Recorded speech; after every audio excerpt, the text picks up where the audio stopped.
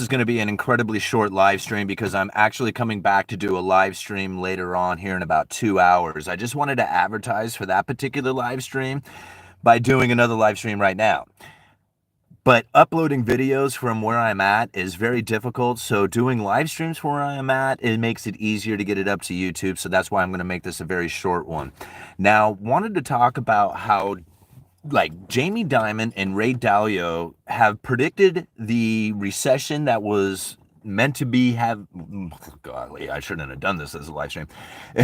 How Jamie Dimon and Ray Dalio predicted the recession of like 2023 going into 2024, and now they are admitting that they got it wrong. And now this is pretty interesting to think about because a lot of people predicted it, including myself, thinking that there was going to be a recession happening here, in the future. I left a couple of links talking about it down in the description of this video.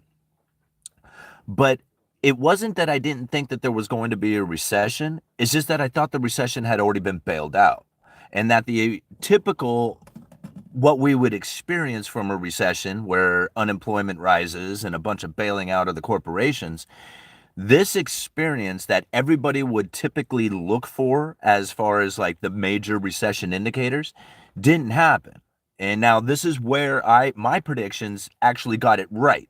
And if you go and look at the links that I leave down in the description, there's two videos, one of them dating back to like 2022, right? I mean, it's like almost, going on 2 years old now, or, year and a half or whatever.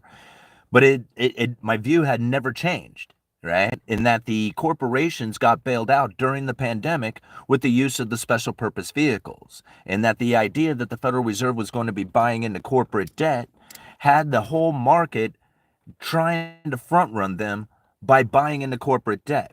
And they were chasing yield, which they found in the junk debt, in the junk bonds, which again gave a lot of funding to these corporations. When these zombie corporations loaded up on this cash, they needed to go somewhere with that money. Now they can invest in operations as far as expanding buildings, buying equipment, hiring people, and they hired a lot of people. So the zombie corporations ended up loading up on not only a bunch of debt, but then loaded up on a bunch of employees, which then took a lot of the employees away from the economy when it came to like service industries. Right? And so now this was my view from the very beginning, and it's still my view today. And there's a lot of people who will argue with a lot of parts of it, and they might be right. Like, retirements, increased a lot. There was a lack of schools to train new people. There's people who just simply just dropped out and don't even want to participate in as far as working. There's a lot of other things that are happening as well. Right? But the major part happened from what I'm feeling is the bailing out of these corporations during the pandemic that was actually front loading the current recession that we are experiencing as far as the bailout goes, right? All these corporations had loaded up on a bunch of money, and they're like incredibly deep into debt during that time. And that's really what we are experiencing is now like the zombie corporations getting their heads knocked off. And as these layoffs occur, people are going to lose those jobs and go to work at the service industry. This is one of the reasons why you see all these new hires taking place. At the same time, unemployment is starting to rise as well, right? And it's because of that exact thing, all the layoffs happening and then people taking the jobs going down there at the service industry. And so to me, this isn't confusing, and it wasn't hard to predict. It is hard to predict if you believe that there was going to be like outcomes that supply chains were going to rebalance themselves almost immediately. Like I could see where a lot of people would misunderstand the economy by taking on that attitude. There's a lot of like misunderstandings about how interest rates were going to rise and it was going to completely destroy the housing market. And I mean, believe me, I was one of those who were sitting in that exact position when I was trying to buy my house. Right? But the moment that the interest rates rose and I could see that it wasn't destroying the housing market, I had to change my view, right? To understand why it is that it wasn't taking place in the fashion that I thought it was. And now it makes sense to me in the sense that when the Federal Reserve went to unload their balance sheet, That unwinding of the balance sheet didn't cause the interest rates to rise dramatically, as the investors themselves saw those mortgage-backed securities at the price level that they were now going to step in, right? They started supporting the mortgage market itself just by simply not being enough mortgages out there, from brand new written ones to the ones being unwound off the balance sheet, to satisfy the investor demand. So it could only fall so far before the investor steps in and says, okay, that's it. That's my price. And that's where the interest rates found their peaks. And that's one of the reasons why it didn't continue to rise up when the Federal Reserve was stepping up their interest rates. Once you understand it that fashion, it makes so much more sense why we didn't have the crashing housing market, which would be another indication of the recession happening, right? So anyway, I'm going to give this probably, how long are we into it? Okay, 6 minutes. That's not bad. Like I said, I just wanted to do this quick video. I wasn't trying to step out here for any length of time, because we are going to be doing a live stream here in about, I don't know, an hour and a half or so. It's a members only live stream, but we're going to be breaking down a Federal Reserve speech that actually describes a lot of what it is that the Federal Reserve not only misunderstood about the supply chains, but why things are different inside of what it is that has taken place with, when it comes to the idea of the recession, like the recessionless recession, right? And the Federal Reserve is now describing very much this idea of what it is that I had going back almost 2 years now, about what was taking place not only within the corporate debt facilities, but also within the supply chains.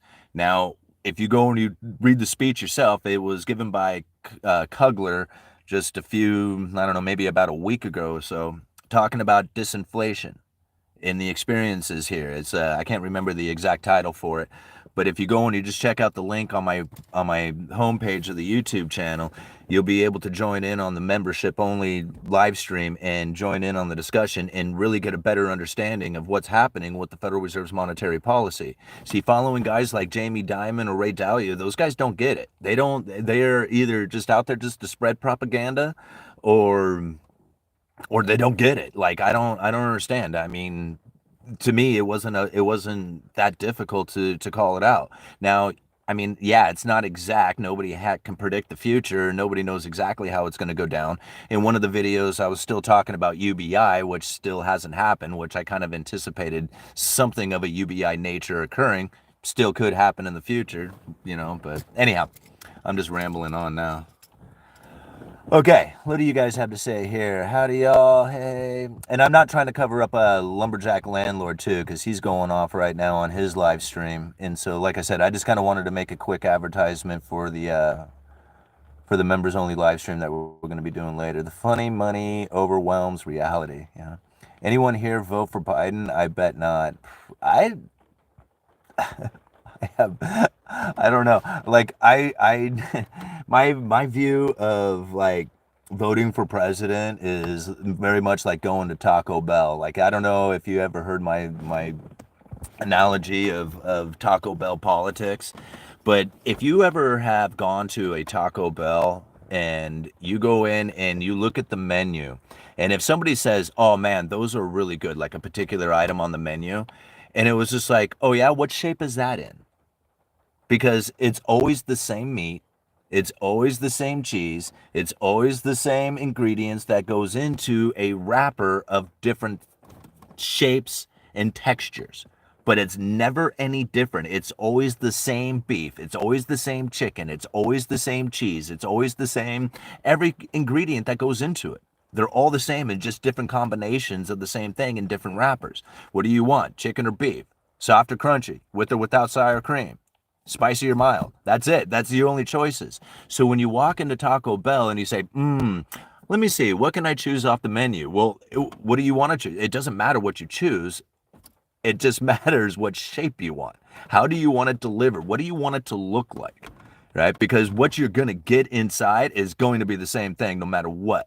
Right? And you don't get any choice outside of that. Right? That's it. That's all you get. Whatever shape and texture you want out of it.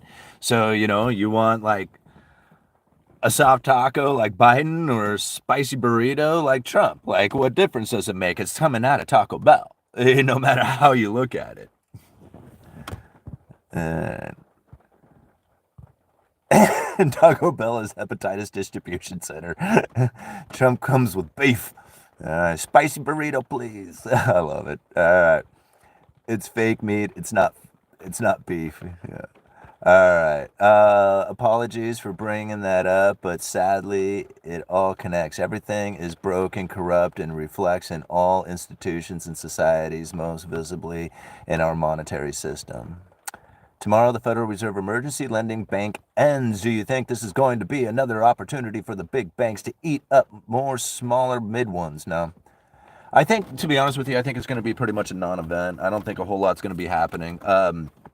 Ultimately, like if you go and you look at the Federal Reserve and their documents and things that they have been communicating with these banks over the last year since they adopted that bank term funding program, is that ultimately they gave these banks an opportunity to have funding that they typically wouldn't have access to. So when they went to go sell those assets off their balance sheet and they would have to sell them at a loss, the Federal Reserve was like, no, we'll lend you money for those assets as collateral at, face value, as opposed to the market value that they would sell for at a loss. So these banks got a cushion. During that time, they pretty much put new pressure.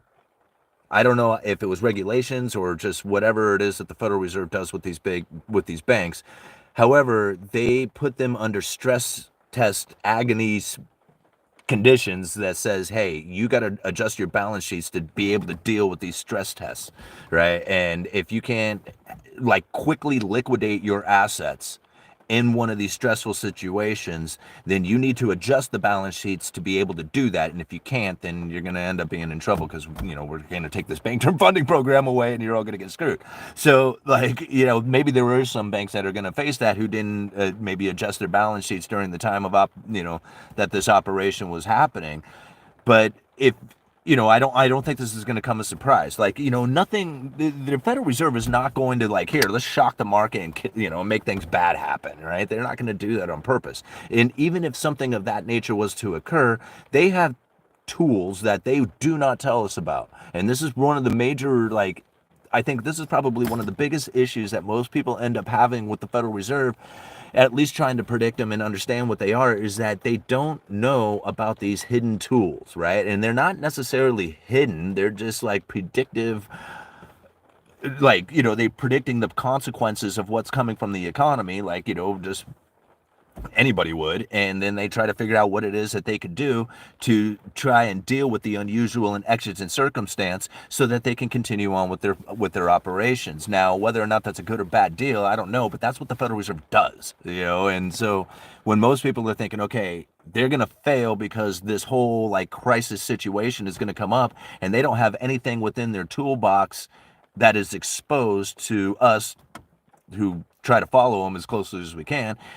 Because they don't have anything exposed as far as their tools go, we think that they're not going to be able to conduct themselves any further after this particular event. But then they go bang, hey, look at these tools that we didn't have. Unusual and exigent circumstance. Okay, special purpose vehicles, bank term funding programs. How about some other crazy idea that nobody ever heard of before? And this is the lifeboats that the Federal Reserve knows that they're going to have to use. They know it. It's just they talked about them in the past, that they have ideas in their toolbox that nobody had ever heard of. Now, they don't describe it exactly like that, but that's essentially what it is, 13 minutes into it. I'm just going to go for say 20 minutes here, okay, guys? And then we're going to call it quits. Apologies for bringing... Oh, we already read that. Let's cruise down here to the bottom. All right. So you have faith that the Fed Reserve will make up tools? No, I believe that they already have them. I don't think they will make them up. When does the toolbox become empty? It doesn't. They are always constantly filling it up with things that they are going to do to keep them. Think about it, survival. It's survival. It's literally, if they don't do it, they die.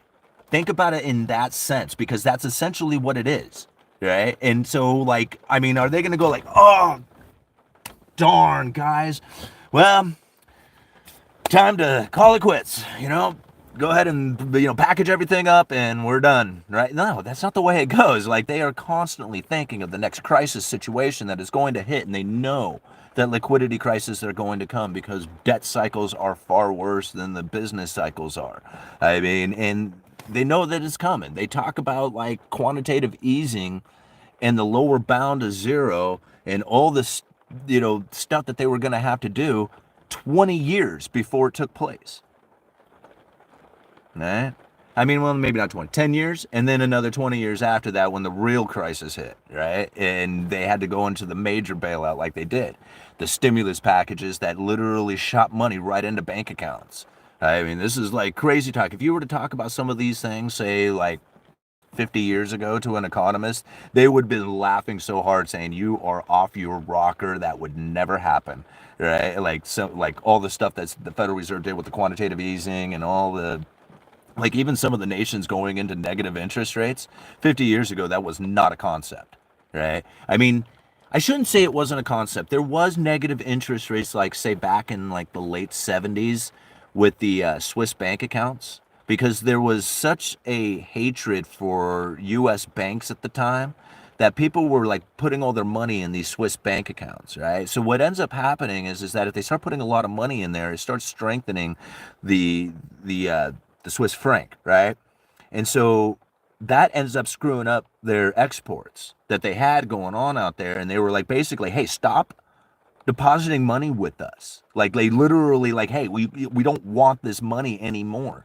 And so any foreign accounts that were being set up were getting hit with negative interest rates to try and deter them from actually putting money within their banking system. And so that's like one of the earliest negative interest rates that I remember being, or at least as far as the studies that I've done, as far as the history, but not like what we had experienced, just recently with some of these nations and Japan and all these other guys who were gone into negative interest rates. If that was the United States, I don't think it would have come with the same outcome. Like, I don't believe that the Federal Reserve can take interest rates into negative territory while having cash in the system here. I think that would create a very dangerous situation, as cash would immediately be pulled from the system and get hoarded away. And that would be like very damaging to the liquidity and paying off debts and just all the other, craziness that could come from it. Ultimately, I think it's going to take a condition in which that the cash would have to be removed from the system before that you could actually go into negative interest rates in a meaningful way. So anyway, I don't want to take it. Let's see here. So I don't have faith in the Federal Reserve. I have faith in the idea that they have 150 economists who are thinking of the consequences of the situation and what it is that they would need in order to continue on with their operations, considering that they would be in unusual and exigent circumstances, which then gives them authority outside of their charter, right? So like right now, they don't have any legal authority to like just in fact, they don't even really have any legal authority to set up a central bank digital currency because of the way that money would actually go right from the central bank and directly into wallets. That operation is actually technically against their charter. They can't do it. They have to go through like the Treasury or something or another fashion. And what I mean by that is like the Treasury Department, like when the Federal Reserve loads up on treasuries, they don't buy they don't buy those treasuries directly from the government itself. They have to buy them off the market. So like the secondary market out there. And that's where like the big banks, the primary dealers, they step up at auction, they buy from the Treasury, then the Federal Reserve buys those particular securities off of the big banks, and that's how they get the securities, is from the secondary market. So everything they're purchasing is something that has already been purchased. That's really important. Otherwise, if they went directly to the government and bought those securities, those treasuries from the Treasury Department, that would be directly monetizing the debt, and that is illegal. They cannot do that, right? There is that is against their charter. They can't do that. But if they're in unusual and exigent circumstances and they have special emergency bonds, right, that can then be purchased with central bank digital currencies so that you can inject that into the system, then maybe if we go into unusual and exigent circumstances that allows these bonds to be created, which may be sitting there idle that we don't even know about yet, right? I mean, these are things that they've talked about in the past. Like literally what I'm saying right now with these special bonds, like that are sitting there waiting for an emergency situation that are meant to be purchased with central bank digital currencies. Like that is a concept that has been talked about. All right. They have the most sophisticated economists in America on their payroll. I don't think they ever run out of tools. Yeah, I agree. Let me cruise down here. All-nighter, Josh. I haven't looked. I'm pretty sure those are codes or statutes, not laws. All right. I believe we have been in a recession for a number of months already. Right, and that's the whole point. Is like the recessionless recession. And I kind of had a discussion with this with another commenter yesterday. Trying to say like because I said something about like $1 trillion in debt every 100 days or something. I was like, man, this sounds like propaganda push. Like they want this narrative out there. And he says, so is the recessionless recession. I've heard plenty of people talking about that. And I'm like, well, yeah, but I kind of coined that term recessionless recession a long time ago when people were asking me about the transitory inflation and if I believed that it would be transitory. And I said, yes, it would, until I heard about the Federal Reserve wanting help from the supply side of things. And then I said, no, that's going to be causing the whole inflationary scenario to be much longer than anybody had anticipated, including the Federal Reserve, if that's what they truly believe. And I didn't believe that's what they truly believe. However, that is what they continue to say. But whatever, if the uneducated economists can say that no way was the supply side going to come back and help with easing of inflation, because why would they even try to invest into that when the consumer's getting hurt? It's just so obvious to me. But yet here the Federal Reserve is going, we thought we were going to get help from the supply side. In fact, that's what this speech that I'm about ready to do here in about an hour or so, that's what they cover. They talk about that exact thing on how it is that they misunderstood the supply side of things. And I still just don't believe that. That statement alone, right? That statement that they had misunderstood the supply side is inflationary pressure expectations being put into the market, like put into the people. They go like, oh, wow, the Federal Reserve screwed up on the idea that the supply side was going to come back, and that's why inflation pressure was higher, and that increases their inflation expectations. I mean, it's to me, it was like, that's the credible threat right there. It's almost obvious. Again, if I can call it out, like, I don't mean to call myself in the third person, but I look back at my videos and I'm like, man, UE nailed it. Like he said, no way. When the supply side was going to come back and help, and I immediately, as soon as I heard it, I said, nope, not going to work. And it didn't. And like the supply side didn't come back. In fact, it's still failing. You look at trucking industries and they're going bankrupt right now. Even though you're starting to see some signs of turnaround on it, but it's not significant yet. Did I get a super chat? I did. Let's go check that out.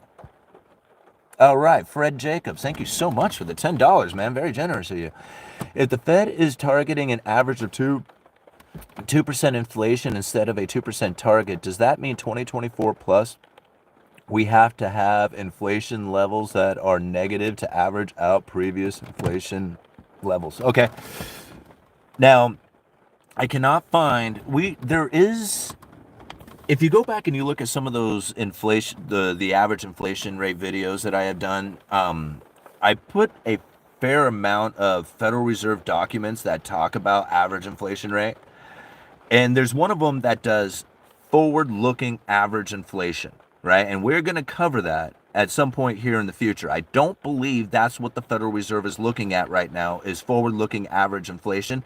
What they are doing is they got backward-looking average inflation. Now, I know this is really difficult to try and wrap your head around, because this whole average inflation, which with no mathematical formula to describe what average inflation is a very hard concept to try and wrap your head around, because pretty much it doesn't make sense. Right? At all. It's just like, how do you have an average inflation with no mathematical formula to even come up with an average, right? So frustrating. Okay, let's take it back just a minute. Okay, we know what the inflation rate is today, right? Or at least according to their numbers, right? We don't have to trust their numbers, but this is their numbers. If we want to understand what monetary policy is, we have to understand what it is that they are looking at and what they are planning on doing with their numbers, right? So we can guess and hope and pray and try to get them to look at things in a more reasonable fashion. It ain't going to happen, right? So we have to look at it the way they look at it, because they're going to look at those numbers and then they're going to conduct their monetary policy according to that. All right, so we know what inflation is today. We know what it was last year. We know what it was 10 years ago. We know what it was in the past, right? So when we look at inflation today, all right, and we consider, all right, whatever the inflation is today, and we take it back to last year, right? We'll have an average between right now and what last year was. Now, we know that's going to be fairly elevated because inflation last year was quite high, and the year before it was quite high. So the average inflation between right now, this very moment, and say 2 years ago, I mean, I don't know what it is, but I'm assuming that, let's say it's like, just make up a number, 5%, right? That's what the average is between right now and what it was 2 years ago, right? A date, just pick a date 2 years ago, right? As we go back further, we're going to find that the inflation falls, right? Now, when we take today's date and we incorporate all the inflation that we have just experienced, right? And then we start incorporating some of the inflation that failed to achieve the 2% target, right? So we got all this inflation that we had experienced. And then we lost a lot of, the inflation is coming down because we hadn't experienced it yet, right? We're pre-pandemic. We start incorporating some of the undershoots of 2% target, right, of inflation. So we know that today's inflation rate, we know that it was quite high when inflation was elevated, the average inflation between now and that time. We start incorporating all that inflation plus some of the past deviations from inflation, and we start moving back until we find one day, boom, 2% right here, right? Whatever that date is, somewhere like, 10, 15, 11 years ago, whatever it was, right? I forget. I have a document that says, kind of describes this a little bit, and I forget, it's something like back in October of 2008, if I got it right, or somewhere around there. I'm not exactly positive, so don't quote me on it. But somewhere back there in the previous date, there was an exact moment where you incorporate today's inflation, all the high inflation that we had experienced, the deviations from 2%, you incorporate all this stuff and you look back far enough and eventually you'll find that 2% bang. It's right there, right? Now, as time goes on and inflation remains elevated, then that date starts moving closer to the current date today because we have all this more inflation to bring in to the equation when we have this deviation that is now starting to get ate up by all the experienced high inflation that we've had.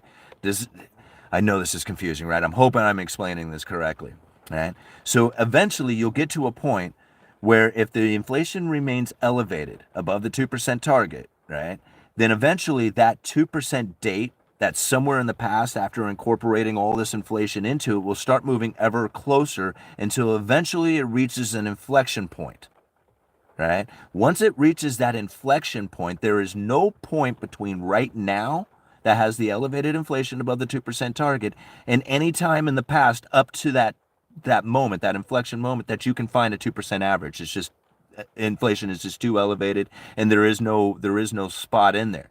At this point, in order to find the 2% average again, you have to start moving back out on that timeline, incorporating the deviations, right? This inflection point right here is where the Federal Reserve can then flip and start doing forward-looking average inflation, okay? I know, right? So now this was backward-looking average inflation. Now they got forward-looking average inflation. Because they have reached this inflection point, ultimately, if inflation is at 2%, like they've nailed it, this is like what I think that they would actually, try to hope to do, is that right at 2%, inflation is currently being conducted, like we're talking sometime here in the future, they have it at the exact moment of that inflection point. If they can do that, then the inflection point and 2% target can then be shot for the forward-looking average inflation and then try to maintain. So if there's any deviations, the inflation starts to run hot, then you try and bring it down under the 2% target again, and you start moving this forward-looking average inflation, leaving the past behind, Did I get it? Like, this is so hard to figure out. The average inflation rate over time is probably one of the most difficult things that it's taken me years to figure this thing out. Like literally, I read about it in this speech back in November of 2018, and this is what I finally have come up with as far as my theories and understanding and all the research that I have done trying to figure out what the hell the Federal Reserve meant by average inflation rate over time, considering that they have no mathematical formula for figuring it out. But that whatever 5 minutes that I just told you, that's as close as I can think of to what they are thinking. All right. Thank you so much, Photo Girl 782, for joining the the members only the membership to the channel, and I hope to see you there at the live stream here in probably in about an hour or so, I'm guessing. All right. Off-topic question: what is the best way to learn economy from scratch? Love the channel. Okay. Failure was my number one motivator, right? I failed. I lost my house to foreclosure, going into debt. I was depressed. I had no clue of what was happening out there. So that was my motivation behind studying, right? Which I know is not exactly something that I can really encourage a lot of people to go through in order to try and, motivate them to study. But that's what I did, right? And so when I went to the computer, well, actually what happened was I was watching TV. I was watching like CNBC. And I had always been interested in like coin collecting and money and trying to like invest in stocks, and I was heavily involved in the political mindset at the time. So I'm watching CNBC and I couldn't understand anything that they were saying. Like I understood the words. Like I knew the definitions of the words that they were using, but I couldn't understand the context of it. Like it would just be like just blowing past me, and I would have no clue of what it was that they were saying, right? And I remember like the great financial crisis was underway, and one of these talking heads is up there saying something about mortgage-backed securities, and I went, okay, boom, and I turned my TV off and I went to my computer and I typed in what's a mortgage-backed security.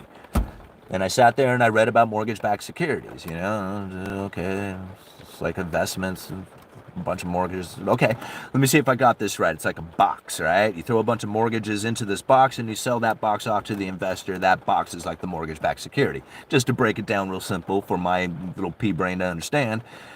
And so I go back to the TV and I turn it on, and then they say credit default swaps, and I'm like, bump, and I turn the TV off. I go back to my computer. What's a credit default swap, right? And I was just like, okay, it's like an insurance thing, so the investor could be made whole if they default. And I'm like, whoa, it's an insurance policy? It's an insurance policy on the mortgage-backed security? Oh, wow. So when all these mortgages started to fail, these credit default swaps started to kick in, and nobody knew how big these credit default swap market was, and that's what started. I get it. Okay. Wow.